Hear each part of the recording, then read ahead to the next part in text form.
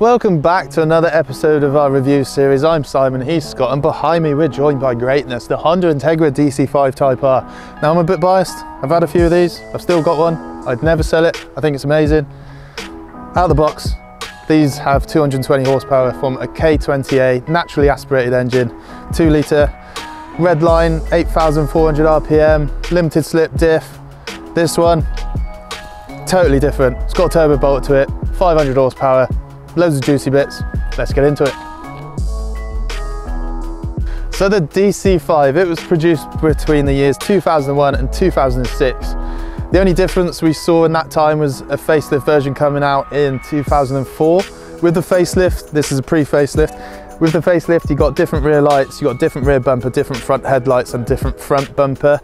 There's a few little variants as well they did of the model. So you got C-Pack edition, which gives you a rear wiper, groundbreaking stuff, and power folding mirrors. This one, Nighthawk Black, looks amazing. Advan wheels, loaded on Meister coilovers, and a big 3-inch exhaust system poking out the back to get all those pops and bangs out. Oof.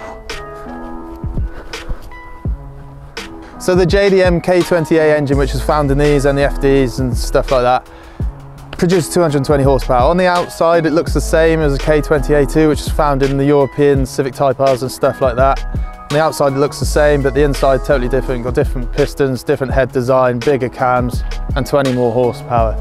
But what's really made these engines famous is if you give them a little bit of boost you get massive power out of them, and they love it. This one's got massive precision turbo, it's fully built, it's forged, and yeah, 500 horsepower. That power in this car is going to be nuts.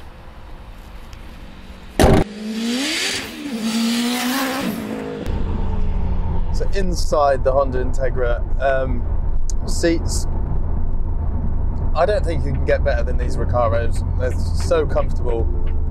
Base is really soft as well, so you actually like drop in. The sides are really deep, very, very supportive, which is what you want in a sports car. Can you call it a sports car? Yes. Steering wheel, it's too big. I find they're too big. Now, I'm not particularly tall, but any length I do have is in my legs. So I kick the steering wheel a bit. I feel like it's too far away for me to be in the right seating position. Throttle, bang on, it's cable, so I can feel everything that's going on. Clutch, in this one, now obviously it's got a lot of power, so it's going to need a heavier clutch. That in turn gives you a heavier pedal, which is fine as long as you know it's there, but it is, yeah, it's heavy, simple as that, so you will get a bigger left thigh. Brakes, now this has got K-Sport brakes on it, but the pedal feels exactly the same as the standard Brembos. Steering feel, these have a hydraulic rack, which is great, gives you loads of feedback, a lot like, I'm going to get ridiculed for doing this, but the feedback sensation I get is a lot like E92 M3. 4 out of 10. Yeah, it's just spot on. Points where you want it to point. There's loads of feedback. I can feel exactly what the wheels are doing. Yeah, it's a Type R. Like that's what you'd expect. Now power. This has a lot of it. 500 horsepower.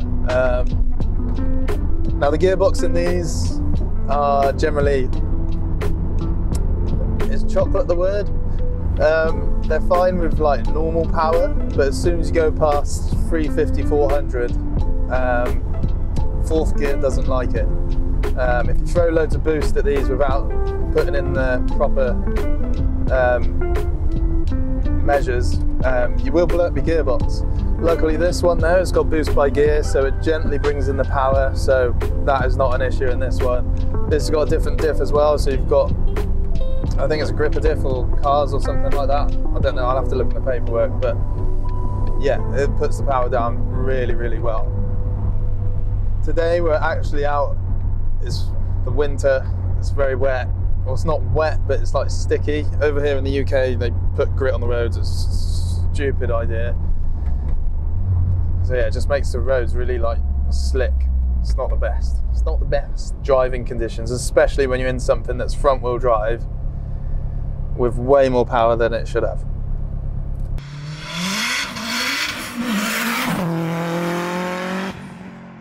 You can put the power down because it is boost by gear, so it's not so gentle, but it does feed the power in. So I'm in 3rd gear now, doing 40 miles an hour. Spinning.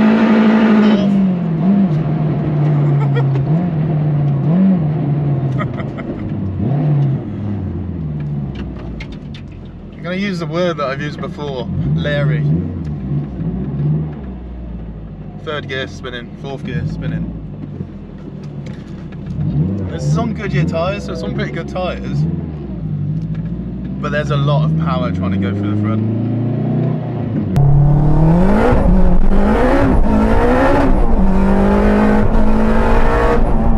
Woo. Spicy. So scores everybody, the Honda Integra DC5 tyre power, pre-facelift.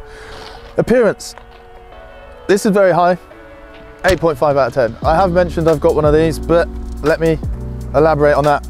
The main reason I got interested in these to start with was the look of them. I think they look amazing, and I feel like at the time, 2001, 2002, when these did come out, I feel like the styling was so far ahead of everybody else. I was a very young chap then, but I just found that they were like really futuristic. Like all the lines just follow each other and flow really nicely. The side silhouette, sounds like I'm gushing a bit. The side silhouette I think looks bang on. As a pre-facelift, I think the back end looks proper fat and hunkered down. It just looks pucker. The only thing marking it down a little bit is from the side. The front lip looks higher, and I feel like that could be a little bit deeper to make it more aggressive, and I think, yeah, it would be proper up there in the 9s. Usability. Again, I've scored this high. When these have got all the interior in, I've had one of these as a daily, and they're really nice to live with. Pretty good on fuel. Obviously this one's got a turbo, it's not going to be as good as on fuel. And yeah, they're just comfortable. You can do all your day-to-day jobs with them.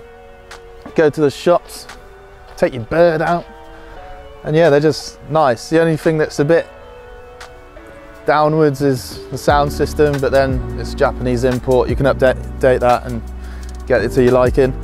Driving experience. This is quite hard to score because the conditions haven't been great for this. 8 out of 10. I would score it more, but in these conditions, has it got too much power? What is too much power? I don't know, but it's spinning the wheels a lot. It's quite a handful. So you can't really get the car's full potential. Again, that's most likely down to the conditions, or there might just be too much power. I don't know. Value.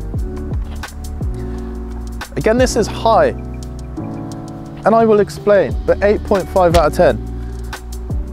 I feel like these are great value. They haven't had the surge in price yet. You can get an a good one for like 10, 12 grand.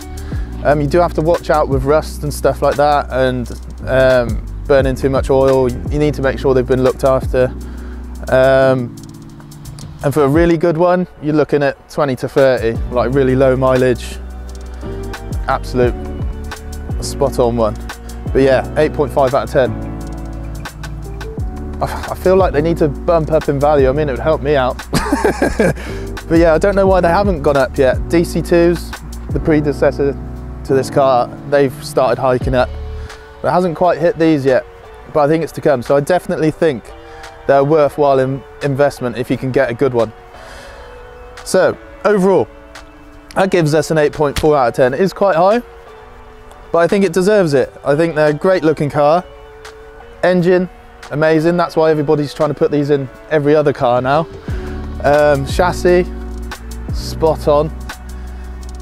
Yeah, I just think they're wicked. So yeah, like and subscribe. Is there any cars you want us to do reviews on? How did you find this one?